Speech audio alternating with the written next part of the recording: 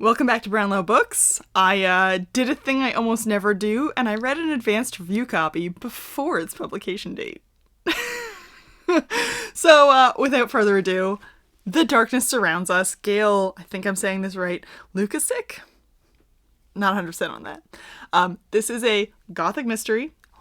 Let me get out some of the way first. Yes, I was given this by the publisher in exchange for an honest review, and this is my honest review, blah, blah, blah. You know the thing. So, this is a gothic mystery. It is in a secluded, snow-covered estate in a small, on-the-water town on a island with a mysterious history. All well, the Spanish flu knocks at the door. Yeah. Delightful. So, Nellie is a nurse. That's the redhead here. Nellie is a nurse. She has been in the contagion ward for, a year or whatever, and she's just like, I need out. Don't blame her. She takes a posting to be the, personal nurse to, the woman of the house at the estate who is pregnant, having a baby. Nellie takes this posting because she understands that her mom came from this island and lived there at one point, and she has the mystery of, who is my father? Where is he? What happened? And her mom died now, so she's like, I got nothing holding me back. Let's go find some shit out. So it's got the multiple mysteries kind of woven through it, which is really nice. None of them are too focused on. The mystery's afoot. And there's multiples. That's it. So, when Nellie arrives, Catherine, the woman of the estate, is already given birth. Or is giving birth, I guess. We are right into it, by the way. Murder so fast. It is not the woman of the house. It is the previous nurse. Everyone thinks she ran away in the middle of the night. Nah, she dead and frozen in the forest. And that is as much as I am going to give you. That's as much as I'm going to give you. Yeah. So, the mysteries are interwoven really well, figuring out her family history and what happened to this previous nurse and the other few little things like the sub-mysteries that are woven through it. It's just beautiful. So, for the murder mystery part, I really did not know who it was until the reveal. That's how, discreet and mysterious the clues given actually were. Because, sometimes you'll read a book and they're just like, and you're like, yeah, I get it, it's this person, It's just, so in your face. This did not do this. It's the discretion of these clues is wonderful. Getting the reveal at the end of, who murdered, I was just like, I did not expect them. I was going for literally anyone but them. That's not true. There was a couple people that I was like, not them. But then there was other people that I was like, definitely fucking them, right? Just tell me it's them. So, the way that's woven together is really nicely. And then, of course, we have the mystery of her family, which she figures out. Things, maybe not. It kind of just comes together and works nicely. And it's just this rich tapestry, and it has just the wonderful dark gothicness wrapped all around it. So good. So, there's an interesting bunch of characters in this book.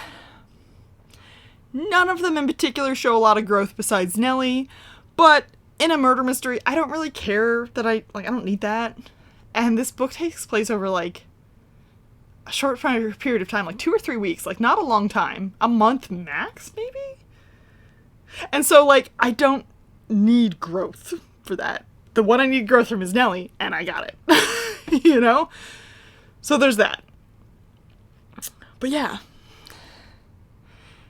It's just kind of perfect in its, American Gothicness. Because, Gothic, you usually think, English. But, the American Gothic of it is on point. Lumber baron, snowy secluded estate. Just the little mysteries of it are really just what make the bigger mysteries of it that much better. From what I understand, this is not her first book. And I'm not surprised by that, because I've read a lot of debut novels where I'm like, what? I didn't get that with this one. This is delightful. In the middle, it kind of slows a little bit, but not to the amount that you're like, can we just get on with it? And like, you're still in it. You still want to read it. You still want to keep going. It just does dip a little bit for a couple of chapters.